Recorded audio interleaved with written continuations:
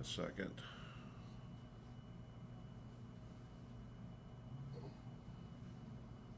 It's when you see the numbers roll up.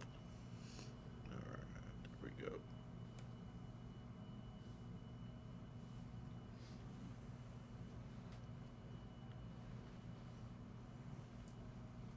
Is your volume okay?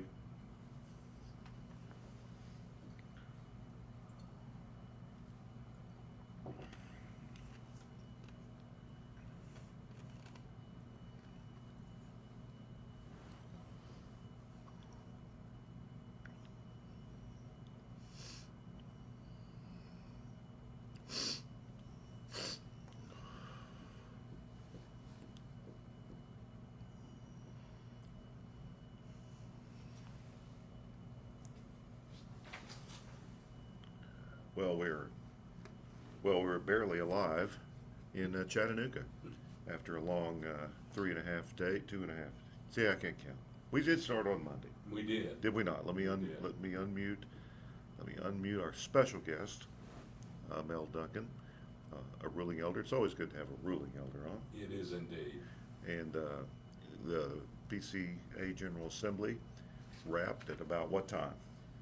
About an hour ago. Yeah, so that's not bad. We didn't tweet this out or anything. If you found us, you found us. Didn't even have time to do that. We're coming from the Spin & Weber suite at the lovely Chattanooga, and he's graciously loaned that to us. He may crash in here, but for now, we do have Mel Duncan, who, this is not flattery, because I wouldn't flatter you. I've served on maybe 3 overtures committees, and I've viewed 3 or 4 others, and you did the best job of moderating I've ever seen, and it's mostly because you were just very nice to everyone and fair to everyone. It doesn't cost anything, does it? No, it doesn't. We had a lot of fun. We had a lot of work to do. There were a lot of really prepared people. I mean, Brad, I've told you this before. I'm amazed when I come to General Assembly the amount of prep that PCA commissioners do, and it always encourages me. There are hundreds of people out there who love the church. They're reading the interchurch relations report footnotes. They're looking at the budgets. They're trying to connect with people, and there are a lot of people who love the church and are involved. And we saw that this week, didn't we? Yeah, it was a good group. And before we introduce our other guest, I want to say something I said to a lot of people. The quality of ruling elder involvement, chairing committees, writing. There's a tremendous amount of report preparation, grounds. There's a lot of paperwork that has to happen before anything reaches the floor. Yeah. And ruling elders are doing a lot of that. Yeah. And we do alternate committee chairmanships between ruling elders and teaching elders, and it develops talent. Well, a lot of that, Brad, and I'm going to flatter you, is because you have a heart to get people involved in the church. And you know that the PCA, what is it Roy Taylor said, it's the only denomination in the history of the world founded by ruling elders. And you're a big part of that. And you're getting people involved. And there are a lot of people here who are here because they listen to this podcast and they read your writings. And, you know, you're always interviewing people, but when people interview you, you're remarkable. The things you know about, that you care about. Remarkable, meaning my wife remarks how bad I was? Is that what you mean? No, it means that you care about good things, and the church is worth caring about. And, you know, it's God's plan for the world, and it's not a small thing, is it? No, and I've had some hard things happen in my life 10 or 15 years ago, and I think without the church I might not have made it. Yeah.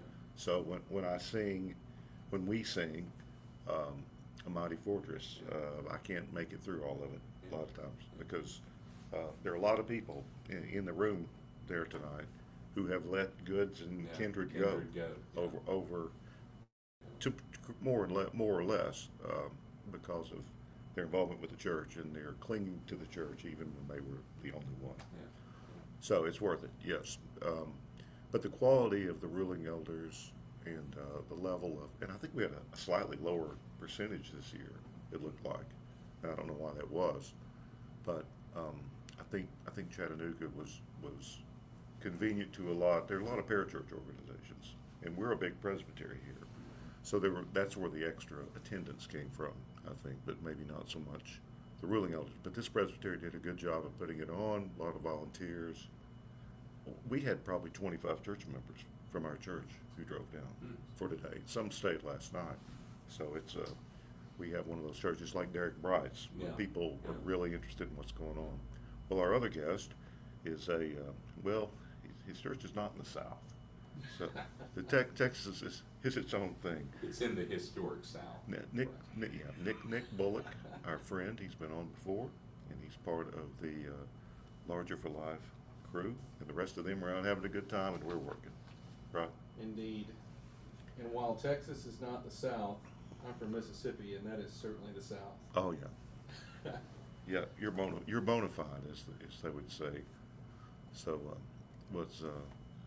you've how many General Assemblies have you been to, Nick? I mean, you were in Germany, so could Right. you always get over? This is the 12th for me. So Oh, that's good. I think out of the 12 I've attended, that is the most full assembly hall I've ever seen. I've never witnessed so many visitors sit in for hours of debate and relish the sort of decorum that was present on the floor of this assembly. It was a really big deal. It was so hard to actually find a seat as a commissioner, and it's because God's people really wanted to see the work of the court of the church, and that ought to be an encouragement to everyone. Yeah, and it was all kinds of people too. Yeah. My wife sat through almost all of it, and at one point she said, "I hope something exciting happens because I'm about to go to sleep." This was yesterday. So sometimes she wasn't tempting me to try to make the excitement happen, though. I don't think. So I think what we want to talk about is just impressions of the General Assembly, what we think about it, and I think Mel, you're best positioned for that. I mean, you were probably negative years old the first time you were at the General Assembly. Well, I was 3 when the General Assembly was formed, and I was trying to count it up with my brother yesterday. I think I'm close to 40 General Assemblies I've been to, and I think this is my 22nd in a row as a commissioner. And there's oftentimes when I do the General Assembly report for my congregation, I use the analogy that a PCA General Assembly is a little bit like the Continental Congress in the 1776 mode. Everybody is around, they're sitting on tree logs and standing and they're writing papers, all in the context of living around one another in a camp setting. And so it's a prayer meeting, it's a business meeting, it's a family reunion. It's a little bit like a Ligonier conference with all the exhibit hall. There's special seminars. Sometimes there's, when Brad comes in, there's a celebrity sighting, and I've got a mute button. Yeah. It's a convention. It's a reform convention, and the PCA always likes to do it that way, and probably always will. There's a business component to it, and the business component is structured around certain things. But there's lots of other things too. I brought my family with me for most of assembly, and one of my daughters did the children's activities, and my son sat in on some of the debate, and it's just fun. You know these people through Rich Haven, or you visited other PCA churches, and I always get very inspired when I come here. I feel coming into the podcast tonight that we had a very good week from the standpoint of the PCA. I think the PCA continues to show theological maturity. I think, I imagine we're going to talk about a lot of things, but we had an adult conversation about the directory for worship today, and everybody agreed for the most part. Yeah, I don't think 10, 15 years ago that would have been the case. I think we would have had that conversation. Right, yeah. I think it would have been it just wouldn't have happened, Brad. And that's an encouraging thing. You know, when you're a Reformed person in the PCA, our more Reformed brethren fuss at us because of the eclectic nature of the PCA, the lack of uniformity, the lack of a monolithic expression of Reformed Christianity. And it's there, you know, it's there. But there's also a growing, thriving, fun group of Reformed people who, in my perception, is a growing part of the church. They're attracting people to the gospel. I think, you know, PCA is where it's at, Brad. Well, we are different, but I tell people, you know, people make caricatures of the PCA, and I have a diverse presbytery, but the quality of man that we have, even if you don't agree with them on everything, or, you know, even aesthetically, they're challenging to you. You know, their way of doing a lot of things is not the way I do them. I've been on theological exam committees. I mean, most people don't understand the rigor involved. Yeah. And a lot of people would be surprised that TVP is as rigorous as it is. I mean, that's due in part to constant involvement from elders from my church, going back 20, 25, 30 years. And I see the role that we have. But, you know, I mean, they're Christians, right? I mean, it's a church full of Christians who are doing a lot of things right. And who, you know, when we sing those, gosh, we saw it. The best part of the assembly was the a cappella psalms. The psalm singing was strong. I thought I was back in Edinburgh singing St. Columba's, you know, at the Free Church Convention. I mean, it was beautiful. Amen. And everybody joined in. Everybody sang. Yeah. So it was And they knew the tunes. Yeah. Brad. Yeah. And a lot of those guys will go back to contemporary churches that never sing those things, but they're able to because they've come up through it. And I hope some would actually reconsider maybe they should do that all the time. Yeah. There's just nothing wrong with it. It's a good thing. So we'll talk about what happened to a degree, but Nick, you haven't been to as many, but I do agree with Mel that the tone was good. I mean, people didn't get angry. I don't think there was suspicion or fear and loathing or whatever you want to say. You know, I think the thing that strikes me is the PCA's front door is broad. However, her doctrinal convictions aren't. And that's a thing that confirms me in the life of the PCA. This denomination remains a discipling body. She cares for her people. And when we come together, you can have guys in the room who are voting as teaching and ruling elders that have been in the PCA 2 years or 35. And there's room at the mic, there's room at the table, there's room in the committees for everybody. You see the generations like Mel spoke of, you've got the kids of ruling elders and teaching elders, you've got the kids of deacons, you've got the kids in the local church, and they're here and they're enthusiastic because they're with their people. Yeah. This is our people. These are our people. Yeah. You know, I didn't grow up in the PCA, but the PCA adopted me as a loving body and has discipled me from a broader and Baptistic evangelical, you know, background. And so when I come to the PCA, You mean you were a little rough when you came in? yeah, uncared for, I'll say it in those terms.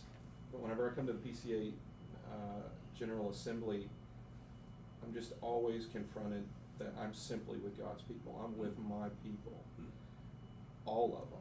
You know, the big tent of the PCA, we may be a confessional corner of the PCA that's a little conservative and always striving to be gentle and kind in the way we can communicate ourselves.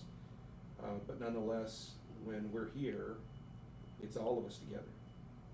There's, you know, and this was an assembly, we had to say some hard things, and I'm even more comforted that really hard things were able to be said on the floor of the assembly like it was in a family living room. With love, without hard feelings towards people, and all of it under a heart for Christ and a zeal for his kingdom to expand. And that this is where you can do that. That's what the PCA is. And I give thanks to God for that. Yeah, there is the family nature that you talked about, and I think part of it. So what year did we start live streaming? Maybe 15 years ago.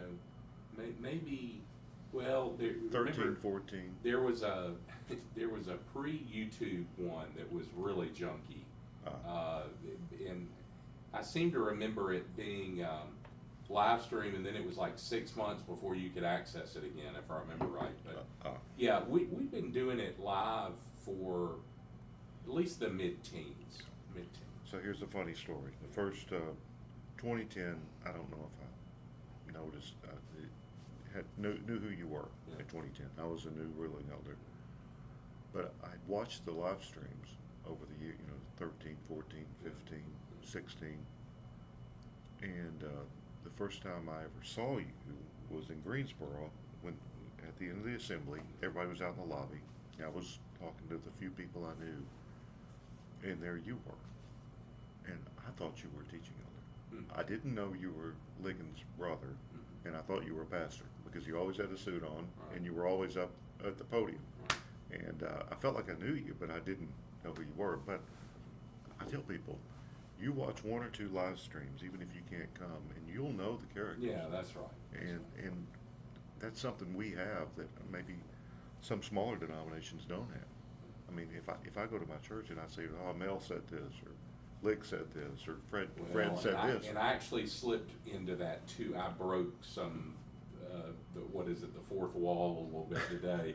Because I kept just saying Fred and Oh yeah. I shouldn't have done that, but yeah, I mean you do get to know the personalities, and there are 30 or 40 extraordinary parliamentarians in the church, and honestly, I'm always blown away. I watched Stephen Tipton walk up to the stage. He didn't make a big deal, but he whispered something in someone's ear, and he stopped a train wreck from happening. And they're just people who care, and there's some people who've been doing it for a long, long time, and it's remarkable Like to watch. Sam Duncan. Sam Duncan's amazing. Not related to you. No relation. Well, not near. Not within the first or second degree. There's no consanguinity. No consanguinity. For sure. Danger there. That's right. Yeah. That's right. Any of your relatives could marry any of his. That's right. Yeah. That's right. But there's young talent too. Yeah. Yeah, and that's kind of the story of the last few years. And again, Brad, I think you brought a lot of those people together as you brought ruling elders together. I think we're in an age that actually is ready-made for Calvinistic Reformed theology. People want information. They want dense expository sermons with references to 16th and 17th century people. They want to know where things come from. They're not as interested in pathos maybe as a previous generation was. I think they're just as loving and just as expressive, but they want to trust but verify things. And I think the PCA is very attractive to young people. And I think you saw a lot of young people at GA. I certainly did in overtures. Yeah, we have people bringing their kids, and the kids want to be there. Yeah, Kids don't want to miss the debate. That's It's right. bizarre.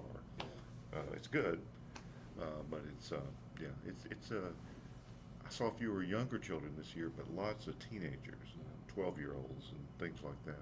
My sense is that the Chattanooga, the Tennessee Valley Host Convention had a really good children's program. And I think there was a lot of stuff going on either in the city or up at Covenant College. My daughter was up at Covenant College all day, and it was really well done. All right, so tell us what happened in this assembly.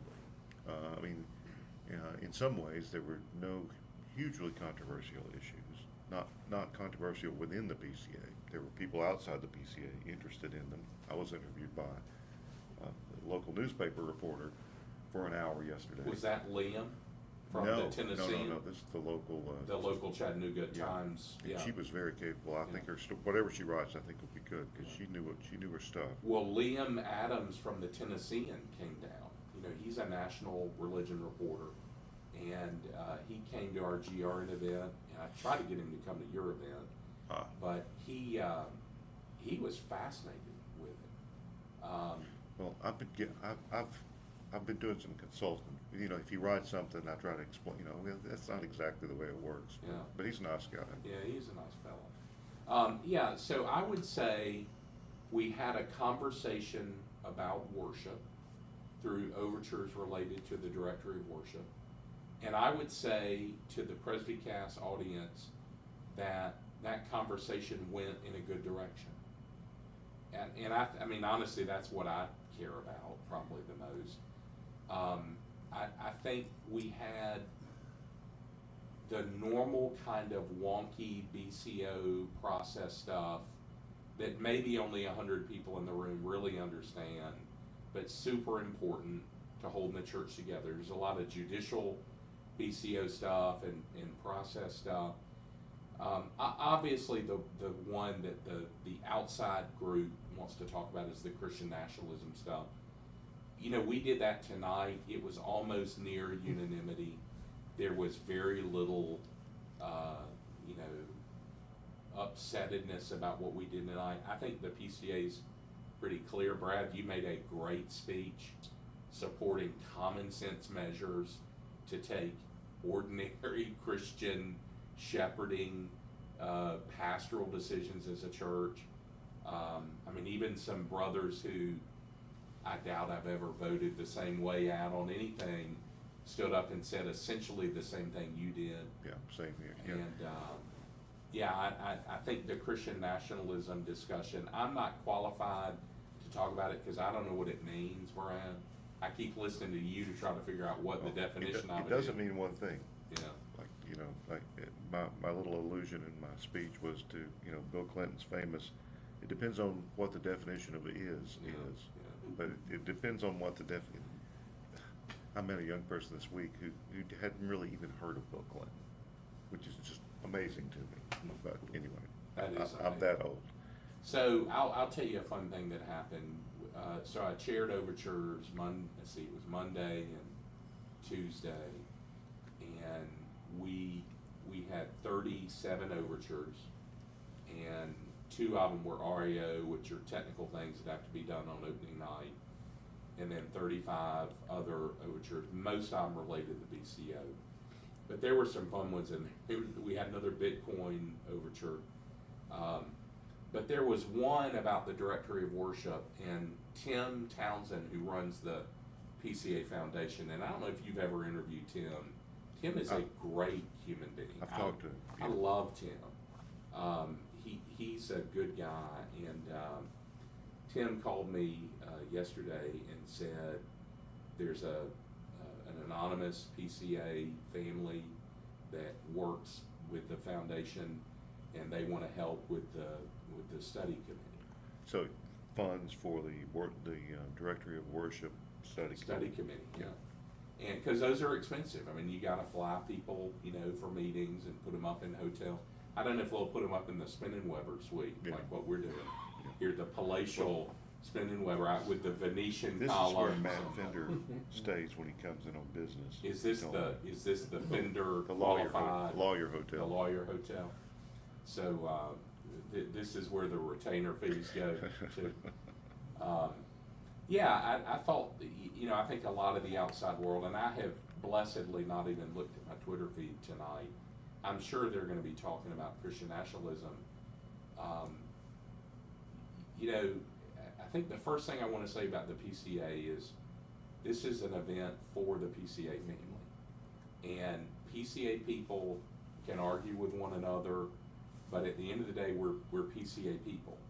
And we have, you know, our first cousins are our Napark family. And I tried to honor Napark tonight in my remarks that I was privileged to make. And we really listen to those folks and we value them. And then maybe there's a broader circle beyond that, but you know, the first thing about the PCA General Assembly is we're delighted when our friends online pay attention and comment on it. And they should, because there are a lot of good things going on in the PCA, and there are a lot of remarkable people in we're the 800-pound gorilla in Napark. We are. We can do a lot of good for our Napark brethren, and we can make life miserable and confusing for them. And Brad, maybe that's one of the things that happened this week. Maybe there's a Napark reset that happened this week. Yeah, by reiterating the ARP statement, which we'll talk about, which the RPCNA also joined in. And I think I'm on the interchurch. I'm an alternate now. I used to be on the committee, but I always get to go to the interchurch luncheon. And I'll tell you, there was no frost. You know, the delegates were warm and seemed to be happy to be there. And I think we're doing a little more. You know, we reinstituted a limited number of live addresses from the delegates. I still wish we could do more like we used to. I mean, we have time constraints and problems. I mean, it's for real. Yeah. But I think our interim clerk and our next clerk will do more even to patch up things. Well, I mean, there's another thing we should stop. I think you've covered the John Bice transition.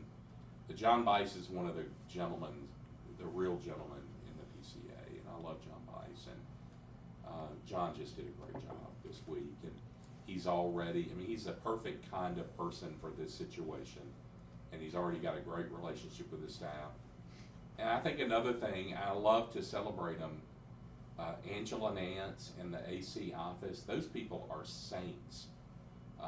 We like Brad, we do some things around GA, and we rented a hall, and we worked with Angela to do that. And I had a major problem come up, and she moved heaven and earth to help me, and I'm just grateful for that. And she's doing that because she's a Christian, but she's a really good employee of the PCA. Love Angela. And I don't know all the other folks, but I like them. The business manager lady is an impressive lady. Yeah, that's Dixie Zietlow. Dixie Sue, that's And, right. You know, I'm married to a very competent, intelligent woman, and I told Dixie, even though we were at odds in the committee, and you know, she was protecting this interest, and I was protecting the interest of the ruling elder, and but I said, I know a capable woman when I see one, and you are one. I can tell. Everyone I've heard has said that she's remarkable, and she's done. And honestly, to pull off a GA when the principal entity leader has had to have a hard transition is a remarkable sign of good staff. Yeah, and John Bice did a good job because he was largely invisible. Yeah. I mean, Which he didn't insert himself unnecessarily. Which, Brad, you want your clerks to be. Yeah. Clerks are umpires. But we should say this before we talk about the issues more. Yeah. Kevin, you know, we don't want to get in trouble with Fred Greco because we don't know what end zone we'd be, you know, end up buried in. Oh, my goodness, yeah. But I think Kevin DeYoung was as good as any moderator we've ever had. He was very good. And, you know, you're not going to find a bigger Katie White cheerleader than me. I thought he was amazing. I thought he'd be good. He was really good. well, And someone said to me, I don't know how much he knows about politics. I don't care if he didn't know anything 3 months ago. He's probably called every former moderator. He's probably memorized Robert's rules. That's and exactly whatnot. right. I said he'll make it happen, Yeah. whether it comes easily or it's like pulling teeth. He'll get there. He'll get it. Yeah, and he did. So that had a lot to do with the quality of the assembly. So on worship, one thing that didn't go the way some of us might have wanted it to was the overture on who may distribute the elements of the Lord's Overture Supper. 12, administer and distribute. Yeah. And some people were getting down there, oh, that was terrible, that's a big, and I said, well, What do you think happened there? well, I think the way I explained it to people was even conservative PCA people in that big middle don't like to be told what to do in worship. Yeah. So that's going to be the challenge for the director of worship committee. But worship is, we don't have to make a case for how important worship is. Because if you start trying to impose something or change something, you're in for a fight. And it's hard. The PCA is strong on doctrinal issues, but we're not agreed on worship. And we like to do it our own way. That's a human characteristic. And you know, if someone started imposing something on us, we wouldn't like it either. No. So that's just something that people newer to GA and to PCA issues need to understand. That's always going to be a little harder among us. I had an than in some interesting others. conversation with John White tonight. John White's a longtime parliamentarian, Coca-Cola executive, interesting PCA figurehead. He said, you know, Mel, when we set the PCA up, we set it up with a tension that could never be resolved. We were bottom up, we were grassroots, but we were never going to be truly a Presbyterian not that Presbyterian Church is hierarchical, but we deliberately said we're not going to do a directory of worship. We're not going to agree on certain things that all Presbyterian Reformed denominations do. So there was a tension baked into our DNA. And there's a sense in which I've always said it's amazing it's worked as well as it has. Because I do think our vitality comes from what you just said. You know, if Mel went to Brad and said, Brad, you got to do it this way, you're going to look at me and smile and say, nope, I'm not going to do it. Yeah, that's Scotch-Irish. Yeah, that's exactly what that bred is. in. That's exactly what Nick, what do you think about all this? You know, one of the things I think you fellas didn't mention, and I'm a little astounded at, is that our temporary stated clerk is a ruling elder. And what a wonderful thing. Having moderated not just one assembly, but having stepped in, Played a moderated significant, yeah. a second assembly as well. Yeah. And it just shows the character of the men that God has given to the PCA, not just in its trained teaching elder roles, but also as well as the ruling elder. And, you know, one of the things I would say is the father whose care is best is sometimes and most often the less felt. And that's what we had this evening. And really throughout the whole week. It was a gentle hand and a brother that could guide the assembly without controversy. To the point where the moderator could wear the things that he needed to wear. He could get the direction he needed to have for the floor. However, it didn't come from any sort of lording bishop in the role of a stated clerk. And I really appreciated it. The thing that he wasn't noticed, yet he had a hand on all of us, was just wonderful. It's a really beautiful thing. You know, to speak to the overture on the dispensing of the elements of the Lord's Supper, I think that is an evidence of the very broad front door of the PCA. People come into the PCA because they want biblical fidelity. However, people don't exist in vacuums. They come in with a context and a background that always has an impact on the way they do everything. And we heard the testimony of a good number of men who had been church planters and who found themselves in the course of worship having the situation that they didn't have anyone to dispense elements, and so they had non-ordained people to do that work. And whenever I planted a church in Stuttgart, Germany, we found ourselves in that situation. And if you have a growing church plant, the logistics of it absolutely have an impact. And whenever you have a practice in place, people rarely want to see a restriction be put on that, because then they may be held accountable to a thing that has become culturally appropriate in their local body.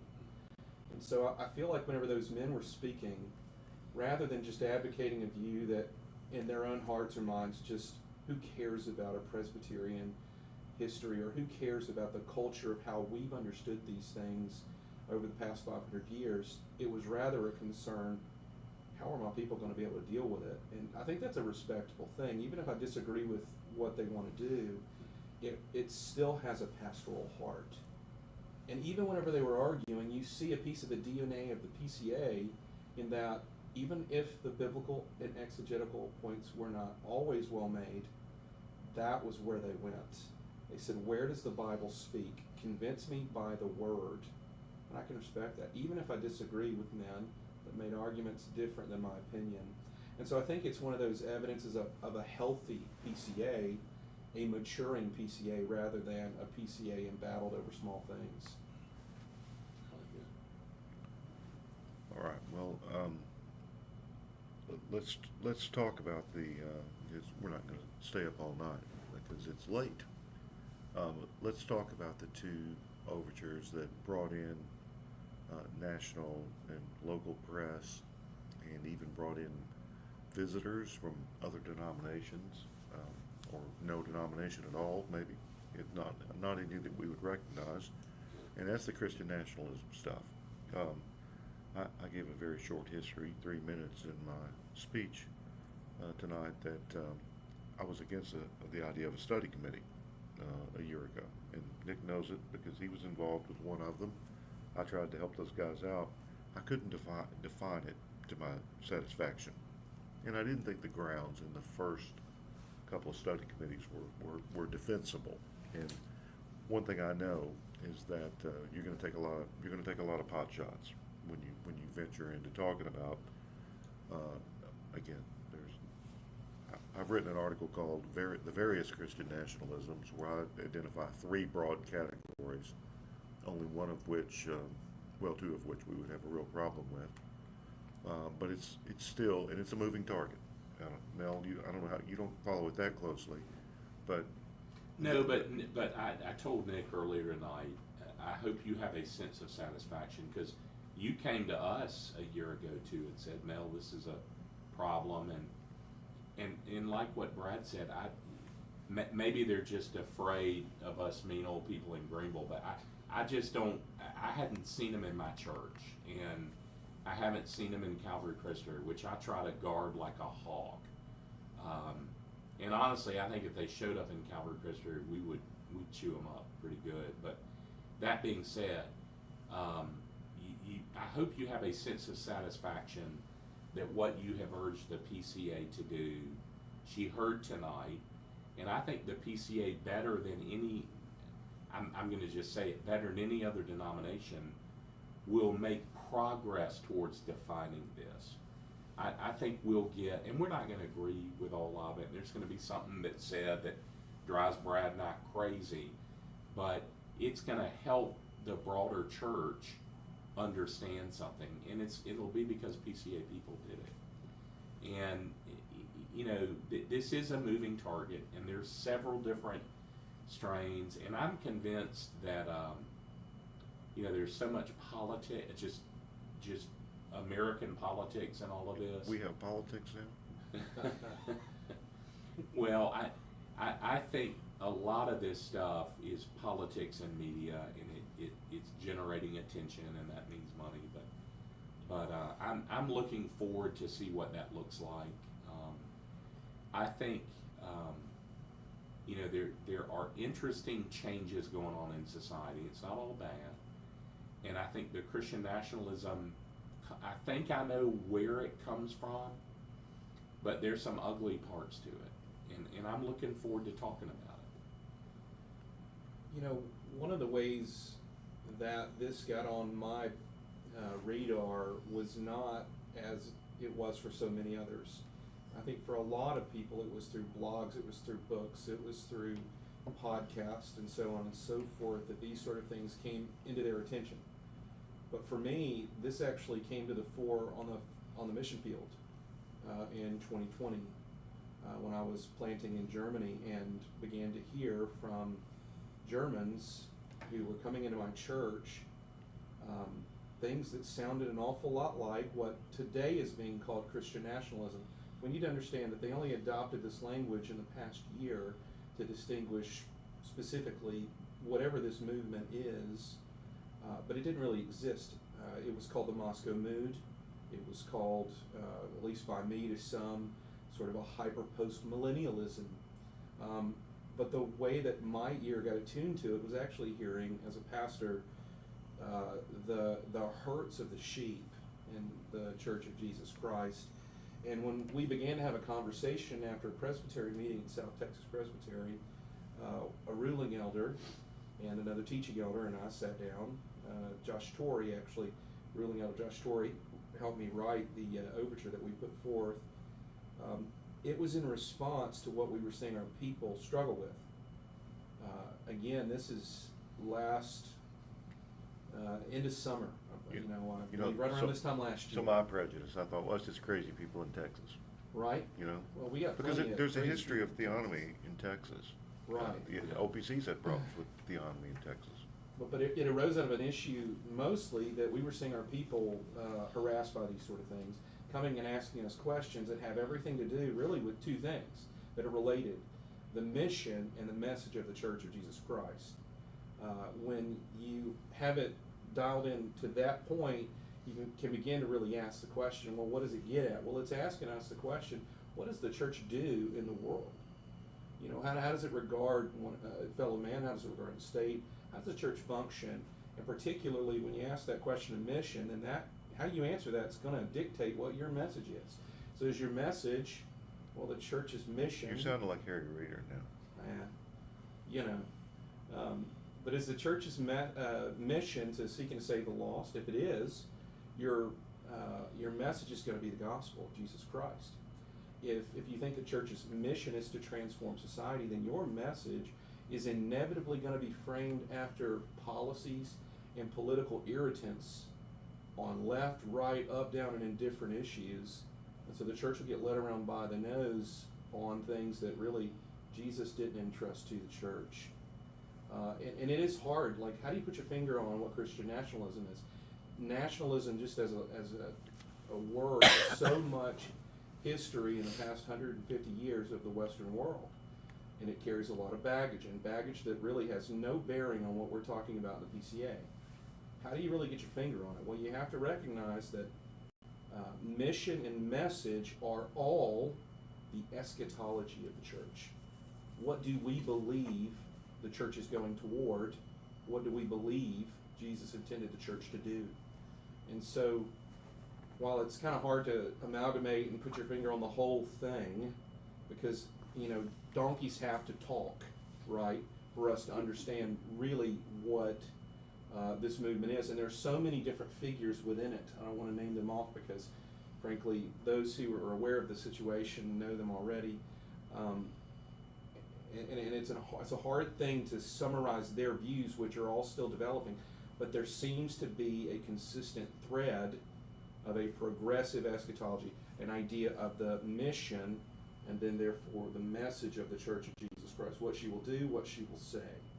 And so I think it's a good thing. I pray that, and I would agree with Mel, if anybody in the church today can answer the question of Christian nationalism, I would submit to the listeners that no one can do it better than Reformed Presbyterians in the PCA. Well, the irony is that some of their figures would say, well, this is just 16th, 17th, 18th century Protestant political philosophy. This is classical Protestantism.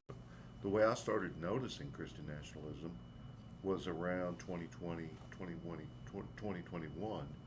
I would hear people say, if you don't have the original Westminster Standards, you're not a Presbyterian. That the chapter on establishment and the civil magistrate is so important that it destroys your entire system if you don't have that. And we changed the Confession of Faith in 1789, 2 chapters, parts thereof, and because things had changed, I think the least clear and important things in the New Testament have to do with civil government. I mean, we know how we're supposed to relate to the civil government, and that's what I proposed with the pastoral letter. But trying to make they have the idea that discipling the nations means converting the nation politically, the government. You were a missionary. You were in Germany. What if your job, besides preaching to people and visiting them when they were sick and teaching their kids, was to try to change the government of Germany? Well, and if Nick had done that, he would have been put in jail in Germany.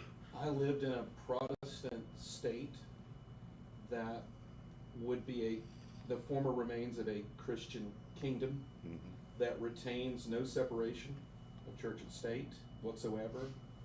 And I can say that the long arc of the theory and project of Christendom will show itself to inevitably create a mission creep within the church. It will destroy the message of the church because the church's message will be indistinct from the message of the state.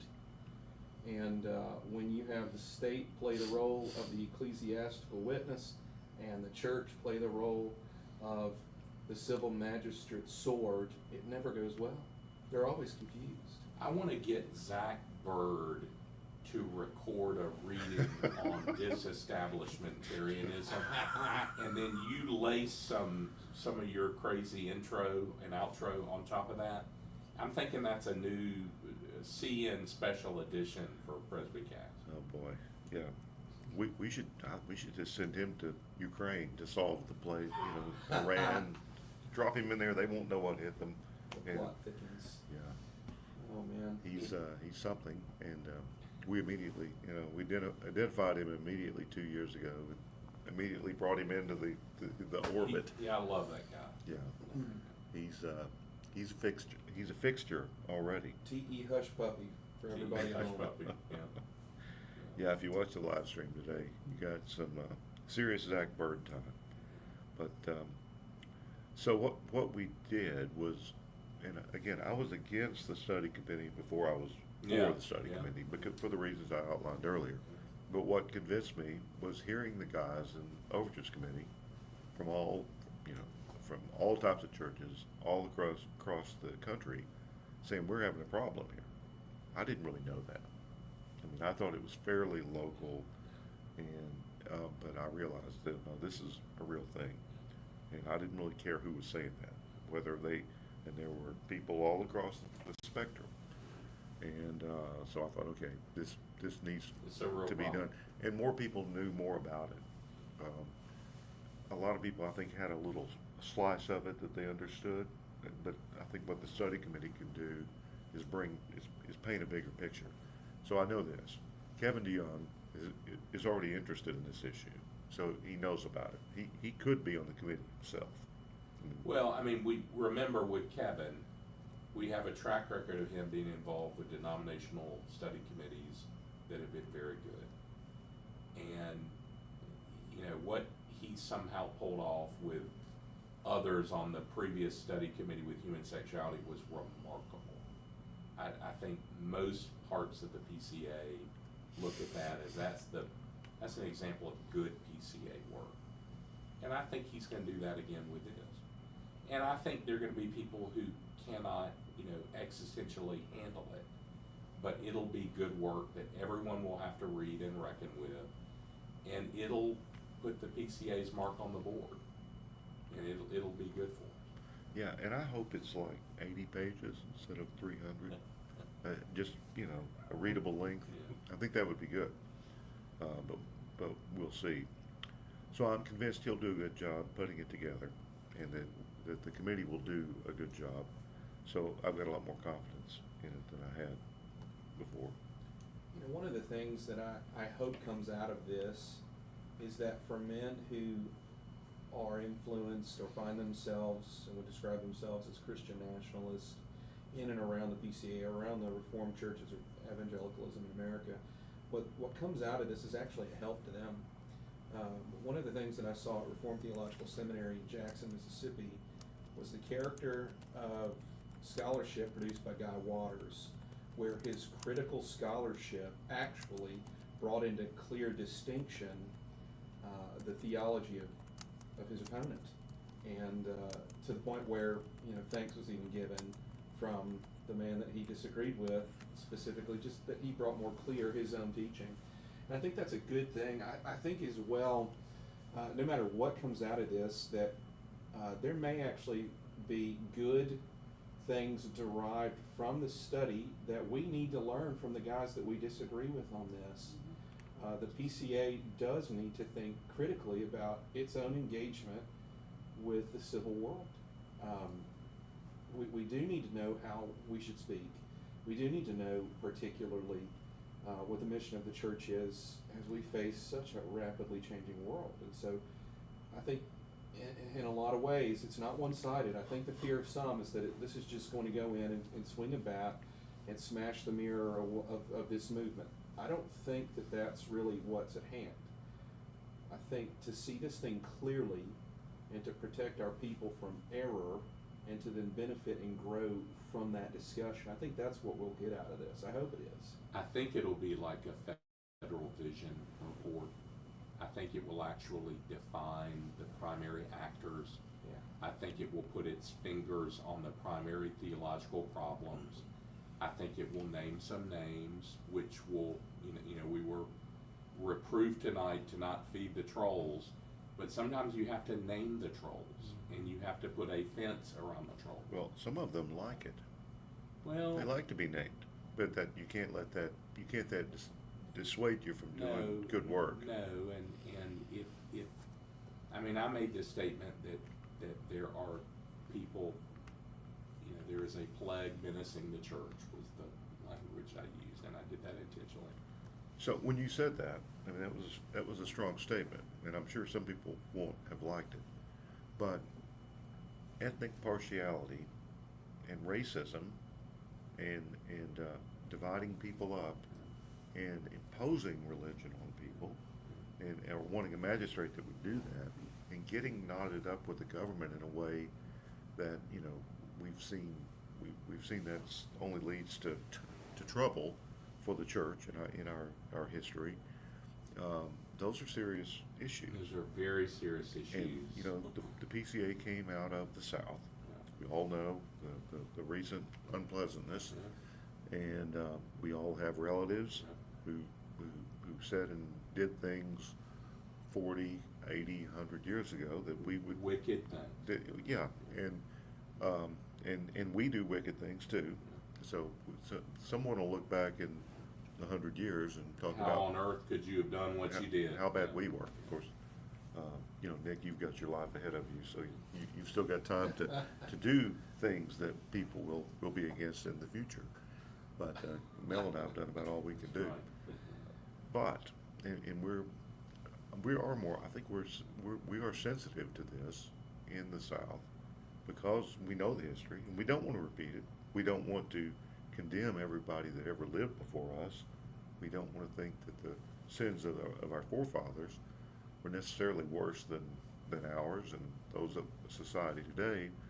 But we do have sensitivity to it, and we've got a responsibility to do it. We're not going to make land acknowledgments. We're not going to do the crazy stuff that the main line does. Nor are we going to overreact and do some sort of postmodern theonomy, which is what I think all this stuff is. And we're going to need people of great academic and historical and theological skill to do this. But I'm looking forward to it. I think it's going to be another wow. PCA put something useful together. Well, your brother that no one has ever heard of, he was writing on theonomy in the 80s or 90s. And 90s, yeah. And at a meeting we were all at 2 or 3 years ago, he was cognizant of some of these issues. Yeah. So I think there's a good chance he'll be on the committee. Although those bigwigs delegate a lot. His Yeah. name will be on there, but you might do all the work for him. Yeah, Who knows? I have no idea. I think there are dozens of potentially really good people, and there's some people probably we don't even know about who are out there. I'm going to do a Harry on you. We have so many. We fight above our weight class. Remember, Harry Reader always said. We've got so many talented people who could participate in this, but. Look, I don't want to overdo the Christian nationalism thing. I think we did a really good thing tonight. I think it's another moment where the PCA fixed a fence that needed to be we need to fix a picket fence a little bit. And I think the PCA is helping lead Napark, but we need to remember other Napark churches led on this too. So talk about the statement. Yeah, so I kind of developed a fun little personal relationship with Ben Glasser, who you've had on your podcast before. I've been to his church. You've been to when I Bethany. came to the Calvary Presbytery meeting a few years ago, I realized I was 5 miles from him. How about that? And of course, he was already in his office with his tie on Right. at 8:30 8 in the a.m. morning. So I stopped to see him there. Well, we had it was an opportunity for me to do an Napark lunch with an ARP clerk in a concurrent Presbyterian. So he and I had gotten together, and I've enjoyed getting to know him. And he was all in the context of some of these things swirling. And I was just proud of him when the ARP did that statement at Synod. And, you know, some of our more technical theological friends have made some criticisms of that statement. I think it's a great statement. Well, let me interject. You Yeah. probably know this. You could never do that in a PCA General Assembly. Stand up, propose something, get it voted, and it's done. That would take all sorts of process for us to do it. So that was, I mean, I talked to Ben a lot, but I don't know this, but I think he probably wrote that at the Synod, and you know, dashed it off. And as PCA people, we would have agonized over every last word and the order of the words and every clause. But They tried in overtures to rewrite it 100 different ways. Yeah. And we then we kept said, saying "You the can't do that." whole point of this is to affirm what another Napark church Yeah. did. So we parse everything so we did. so finely. But yeah, it was a statement against ethnic partiality or supremacy of one race over another, basically.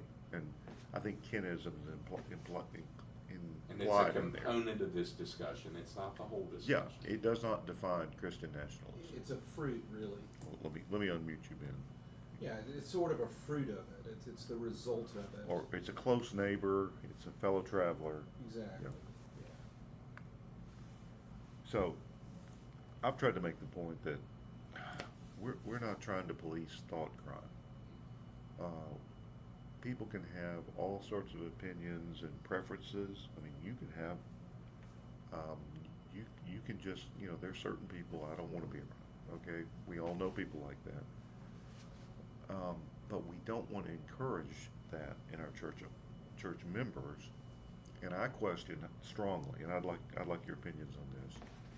I question whether an officer can serve one of our churches well, holding certain views. If you have a political view about these people need to leave the country, or these people shouldn't mix at all, and you're a church officer, and your job is, Well, how would you answer that? I think there are some views you could hold that disqualify you, and you'd have to really question some people that held certain views that a lot of people equate with Christian nationalism. Most of our churches are much more diverse than people assume. I mean, there's usually four, you know, races, ethnic groups. How do you define it? But there's a lot of different kind of people, even in my church, and I'm sure it's the case for you, Nick. You know, so the thing I would say about this regarding the officer is the Apostle Paul wrote to Timothy, we would translate a word that the elder must be, and it's often translated like in the ESV, hospitable. Mm. That word is xenophilos, stranger lover.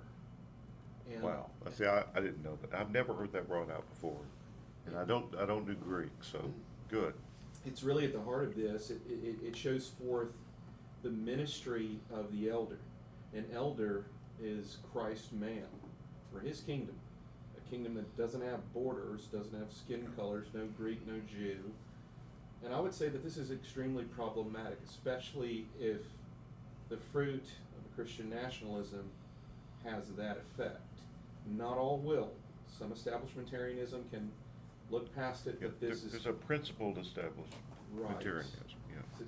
So this is a possibility, but I would say it would seem to me to biblically disqualify the man on the basic grounds of what he must be. He must be able to love his neighbor and to be hospitable for the cause of Christ. Yeah, I think that's well put, and Right, that Brad, gets I to my need you to concern. figure something out for me. What's the difference between an intense propagandist, unhinged Christian nationalist and an eccentric contrarian who has odd views about the world history of race? Well, that's a good question. Because my guess is most of the problems we face are going to be the latter. and not the Yeah. former. Yeah, I think so.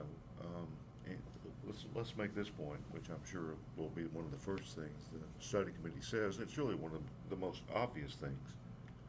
Being a patriotic American Christian who thinks your country's great and the best country in the world is not Christian nationalism. A lot of the Christian nationalists believe that our Constitution, the U.S. Constitution, is a failed document and can't be retrieved. Brad, for the longest time, I have been convinced, and I'm doing this on live radio, so here I go, that the whole Christian nationalism was a psyop of Russell Moore and David French. The whole thing. And they themselves weren't even aware that they were being used by somebody else to use them to promote it. Maybe. I don't know. I've heard crazier theories. Well, I probably have some, but you know. Well, you hold them well. See, Well. if you got these crazy ideas, Yeah, but they you don't bring them seem- out. You they don't- bring them out of me. They Brian. don't seem to affect your service in the church. Well, the reason I say that is for the longest time, do you know Bart Swain down at First Pres Columbia? Bart's one of my favorite people. I do not. He's a deacon down there. Bart is a editorial page director for the Wall Street Journal. Oh, He's just, and he used to be Mark Sanford's speechwriter. okay. And he wrote a book about being the former governor of South Carolina who had a Bill Clinton problem. You remember he went hiking on the Appalachian Trail after getting caught, so forth. Sounds like Sister Amy McPherson. Yeah, it's messed up. But Barton Swain is just great a human being. But anyway, Bart's got this theory that a certain president who shall not be named on this podcast, the secret to his success is that he has gotten everyone in America to talk about it. At the dinner table, at the water cooler. I mean, all you want to do is the latest crazy thing he's done. And it's gotten involved in the way the church talks about culture. And it's gotten us we're already campy about this stuff anyway. The transformational people, we're nervous about those people anyway. But I guess what I'm saying is that I think some of these Christian national people are just doing their normal politics in the church.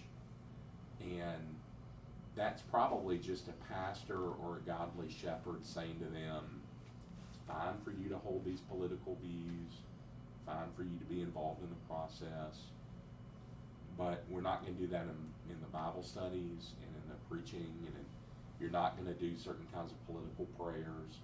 Usually I'm the one who has to go tell the guy you can pray for the president, but you're not going to repeat certain slogans or patterns that may be useful in his speech pattern.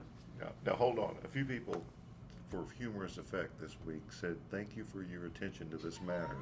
A quote from a politician that we've all heard of. Well, but that wasn't political, really. But that also is fun. I mean, that's the thing about politics of late. I mean, you used to be able to laugh about your president and your president's opponent, and it wasn't a federal crime to do that. But in a sense, some of the people we might associate with Christian nationalism have taken advantage of people's interest Christians' interest in the political media, and I think they're just making money off of it. One of the places that I think I see this is, it rides on the back of populism. And the place that it really lands is on people who 40 years ago would have been part of the main of the political world. Their values, their opinions would have been respected. In essence, I'm saying the majority. And so where is that? Who are those people? Those people are 35 to 45-year-old parents in the middle class with several children. And those folks feel marginalized. And the message of Christian nationalism is a message of action for the protection of their families and their kids. And the reason why they feel so passionately about this thing is because they want to see their children protected and grown up in a society that will less attack them and more nurture them. the way they answer the question of that issue, in my mind, Completely normal human response. right, completely normal. Completely appropriate human response. Well, they're hearing the answer being said, your churches don't speak. Yeah. Your theologians, your pastors are silent on the issue, and there are more fringe voices that are speaking, and they're speaking loudly. They're accusing Christian ministers and leadership, they're accusing the PCA for that matter, of being silent, negligent, and possibly even false on our views of this sort of thing. And so they're gravitating towards what they want to hear, what they have felt needs that are being fulfilled. And the answer is simply this: if we can Christianize society, your children will not be exposed to hard things or things that are wicked in the way in which the world is right now. And the problem, I mean, it sounds great. We want people to act and behave in a moral way. But the thing is that the morals of Christianity cannot be divorced from devotion to the Christian God. It just doesn't work that way. It's a false gospel in itself. You can't obey the things that delight the Lord if you deny His existence. And so it's almost an aim at another moral majority, but it's just destined to fall short. This is, almost a replay of a former failure in American society. But it's a real issue. And I would just say simply this to everybody listening: it's not just the weirdo in the pew, it's the young family that's struggling with this. It's the young man, it's the college student, it's the young woman. These are the ones that are really facing this. They're afraid of the future, and they really, really want to see the world change and be different. And the church's answer has always been what? Was it political engagement? It was the message of the cross, conversion. And so, this is where we have an opportunity to say, I'll tell you the real message. I'll tell you what really matters. It's that sinners need to be saved. So, this is where we're at. This is the tension of it, I believe, in our country right now. Yeah, I'll say this. I don't think it's being unfair. You don't see those who, of course, if they're anonymous and online, you don't know who they are or what they believe, or whether they go to church. But even the Christian nationalist, if I can, That's an interesting phrase. if I can coin a term, don't quote a lot of scripture, and they don't seem to like the Apostle Paul very much. They don't like that pilgrims and strangers thing. There's parts of Romans they don't care much for. And I don't know if you've ever considered this, Mel, but I think I tweeted once.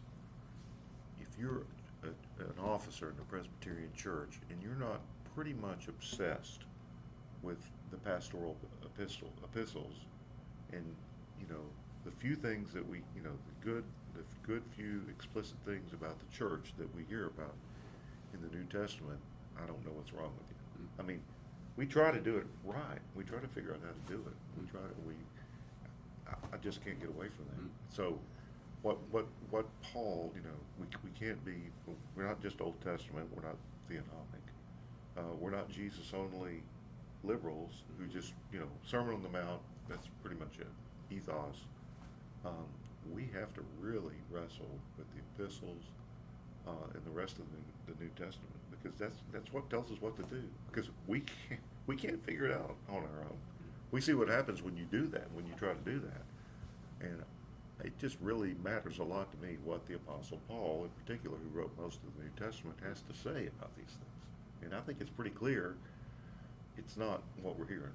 Yeah. My pastor, Rick Phillips, who has a lot of interesting things to say, loves to say, I'm not an expert on that topic, and I'm not going to speak on that topic.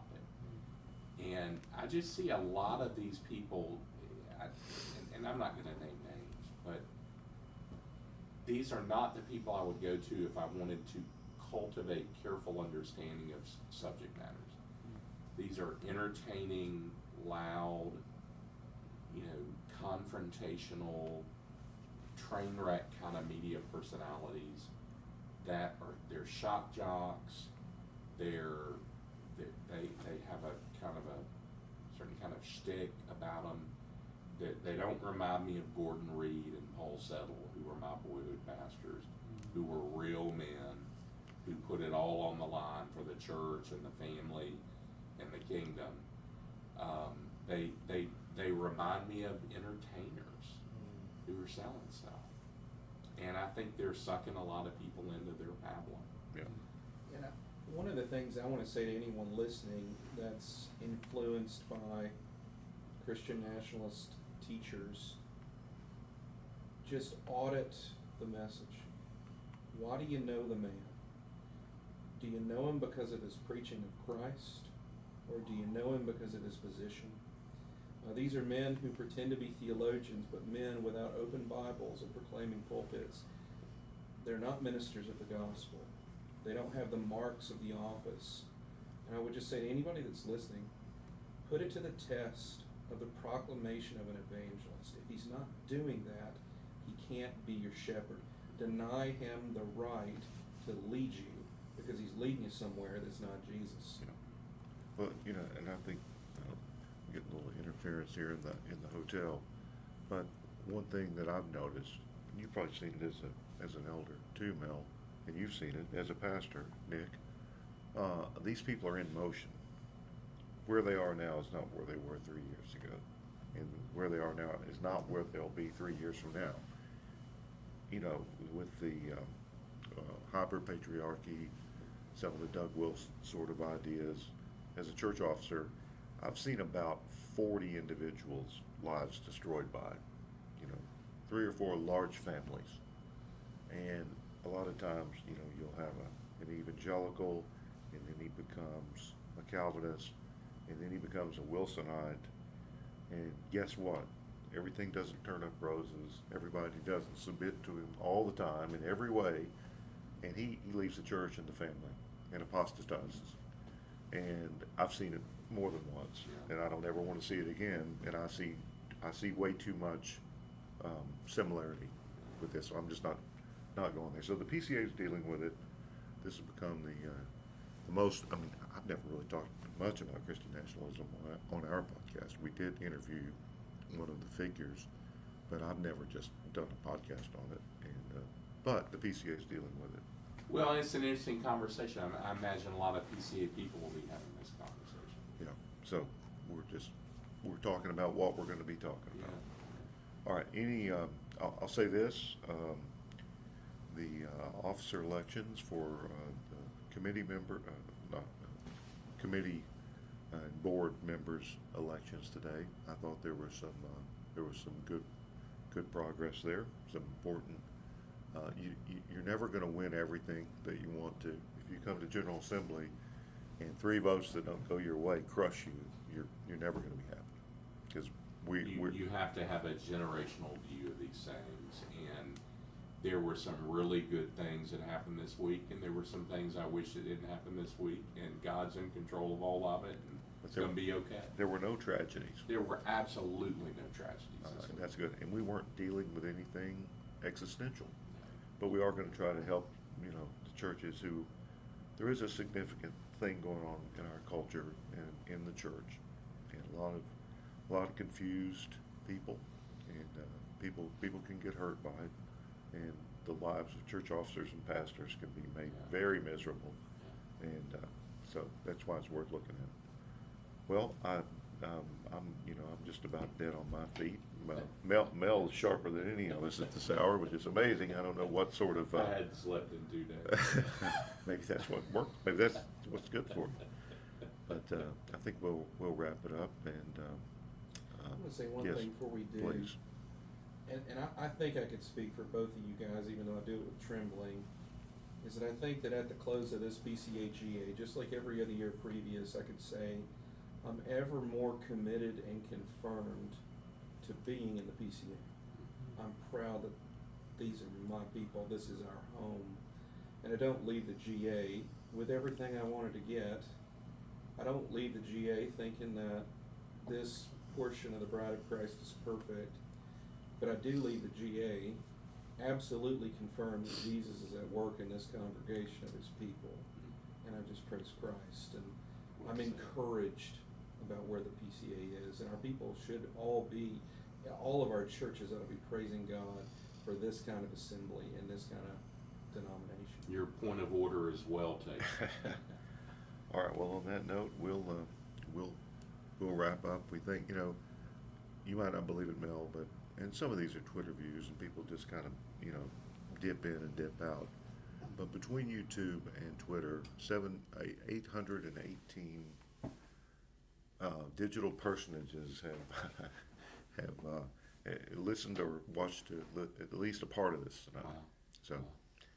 all right. Well, I hope it's because they love the church, because we do, and we'll. Resby's not here, of course. He's home, and he's wasn't able to join us, but he would say that we shouldn't. The PCA is not an Erdman. We struggle with culture sometimes because we try to engage it, and of course it's going to get messy, and we are diverse in any number of ways. But Resby would remind us not to be an Erdman, and we're gonna work on that. So thanks for joining us. Thanks for being with us.